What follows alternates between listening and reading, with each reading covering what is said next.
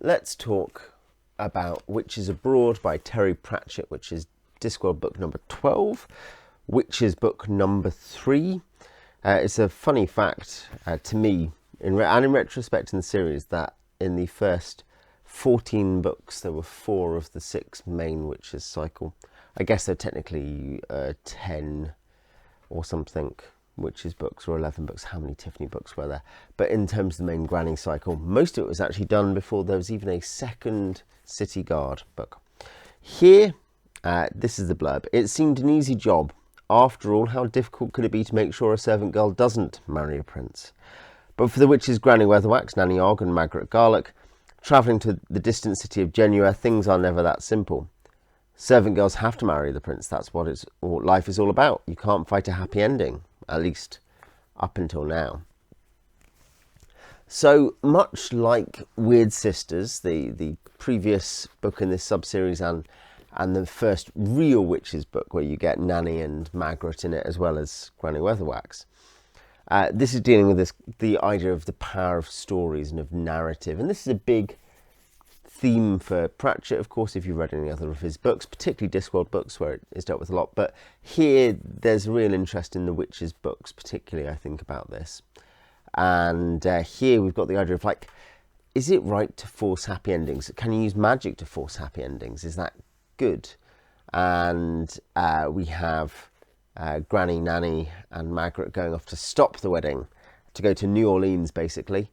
It's interesting, precursoring The Princess and the Frog, in fact, but off to New Orleans to deal with Lilith de Tempsier, who is the power behind the throne, the Eminence Grise, which I'm sure Nanny would find a fantastic form of mispronunciation, as we read a lot of Nanny's cod French, Italian and German in this, as she writes letters or tries to talk to locals in their various journeys in very bad foreign language. So yeah, they go off to interfere because they've picked up a fairy godmothering gig, basically, and Lilith is a fairy godmother too, to a young servant girl, I guess. But there's different interests. One wants to bring the story to the happy conclusion, where the others want to interfere. This is set up in the first 10 pages. What to say? Well, there's one caveat, but this is another very good Discworld. This is hitting, I think, generally speaking, peak Discworld. Even up to Weird Sisters, maybe up to Pyramids. There's just little bits of scratchiness around the sides. There's just a bit of working it all out.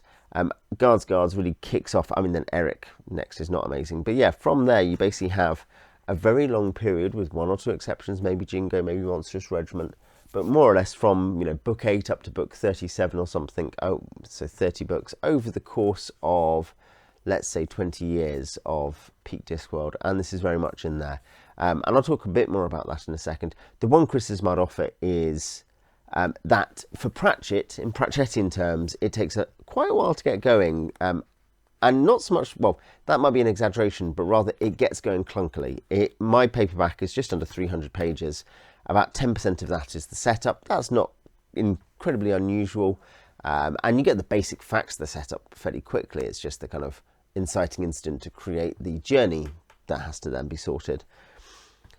And it just is basically a bit clunky. That's what I'd say. It struggles to... It has some sort of fairly twee lines, and Pratchett is not usually guilty of that. I think like parody Neil Gaiman, and there's a shared heritage there for the two, of course. But parody Neil Gaiman or parody twee British influenced fantasy show, and there's a bit of that actually. It's just very slightly forced, and it sort of rattles a bit before it gets itself going in its flow. Reading the first 10% won't give you any sense of what the book is going to be like. It begins to pick up some themes to do with, I suppose, maturity for Margaret. What's happened after Weird Sisters, and she's the youngest, and kind of she's thrust into a position of decision making, or at least partly decision making, and that there's obviously a kind of an age gap issue and a personality gap issue with Granny particularly. So you're setting this stuff up. It's sort of scratching around a bit to try to draw out themes that are going to be important. Things to do with to do with the nature of happiness, the nature of destiny, things like that. And it gets there, but it takes a while. And it takes it's a long start comparatively, not insanely so. And two, it is just not super smooth. Everything else basically throughout the book is great. It has a lot of great lines. It's very funny, obviously. It's Pratchett at his peak. You got to enjoy it, I guess, but that's the nature of humour. If you don't enjoy it, you don't enjoy it. The characters, Granny, Nanny and Margaret, are... this is some of the best he wrote them, I think. It's probably a keener view than in Weird Sisters, actually. Like, the characters are better realised than in Weird Sisters. And I mean, Granny came onto the scene in Equal Rights as a pretty clearly defined character in a book that was a bit messy. But she was clearly defined. But here I think we get, again, one of the best presentations of Granny, more than in Weird Sisters or Equal Rights, but I think also more than, say, in Lords and Ladies or Masquerade, which come later. Perhaps we're looking at something, akin, if you like, Carpe Jugulum, which I do, to that kind of investigation of Granny's mindset. And of course you get a bit of her in Tiffany books as well.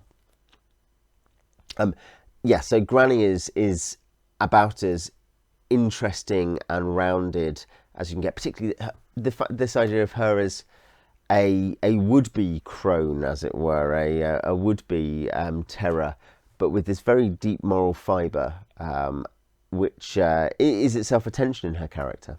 Nanny as an essentially affable, amenable village witch who'll look after everyone and has a great big clan and family and lots of family drama and so on. And Margaret as the slightly dippy, slightly loopy, certainly fits into, this is an eternal trope really, and certainly has been on and off more or less since literally the hippie era, but with Margaret into new agey stuff, the new age, the slightly insecure new age. She's maybe not a teenager here, but young woman. And so you've got those very well realised characters. You have some incredibly good set pieces. Pratchett does do some very good set pieces. It's a skill you wouldn't necessarily guess, but I think it actually connects to the comedy. Comedy is harder than tragedy, they say, and one reason is that comedy has to come to a punchline. It has to actually resolve. It has to have a thing that people react to, and if it doesn't, then those people will not be happy with the comedy. And set pieces are a punchline. The supporting cast is Lilith is very strong. Madame Gogol and Saturday and some other characters, Mrs. Pleasant in Genua, are very good as well. There's a interesting and rarely outside of Rincewind books, rarely done thing in Discworld, which is there is a travelogue section, and in Rincewind it's a completely different kind of travelogue really, as in it's much more picaresque and involves him running away screaming from lots of things. You see that in both, most obviously like Fantastic Colour and Magic, but also say in the fifth, what's it called? The Lost Continent. What's that one called? 4X. And to some degree in other books as well. But here you have very different characters travelling across the central disc, basically, from Lanka over Ubervold, Borogravia to Genua. You have a variety of environments. Then they meet dwarves. They deal with natural disasters. This brings up character moments. It's a rare thing in Discworld in terms of what exactly is done. Travelogues are not a common thing, but it works really well, and it means you see some of the disc that you don't often see in other books. Ubervold, for instance, is often touched on, but and is often mentioned certainly, but very often kind of flirted with. Borogravia similarly, but you don't really get very much in any of them. So yes, it's very satisfying. And it is, to be fair, it's also a rare travel outside of the main settings. In terms of Genua is the main location, and of the main series, the City Watch for a long time spends virtually all of its time in Ankh-Morpork with a kind of couple of trips to different places. You get to Thud and then later to Snuff, where there is stuff outside, but it's fairly rare to go very far for very long. Death is a bit different, but then very often the action in the Death series doesn't, you don't need to be in a location for long. Here you get an extended section in another city, in a new place, and there is a real sense, though it's a special environment, there's a real sense of development and of an idea that comes to life. So yeah, location is good. World building, this is a strong book for Discworld. Basically, and the philosophy is interesting and good. I mean, there's certainly some strong stuff there about virtue and character, actually, which is perhaps more engaging than the Destiny stuff. But I think this idea of essentially, would it be good to cast it differently, because certainly there's different metaphysical questions Pratchett is raising about determinism, perhaps, which I'm not sure he attempts to answer fully in terms of the real deep down questions there. But apart from to say that being deterministic about other people's lives is not good, but I think you can make an intro. It raises the question. It's like Serenity, the film. Can you make people good, and what does it mean to make people good, and what does a society based on, in Pratchett's view, on external conformity to being happy or good, everything being nice, what does that look like? Because for him, there are problems there. There are things that don't match up with his rather sceptical, very humane, and those aren't contradictory, philosophy.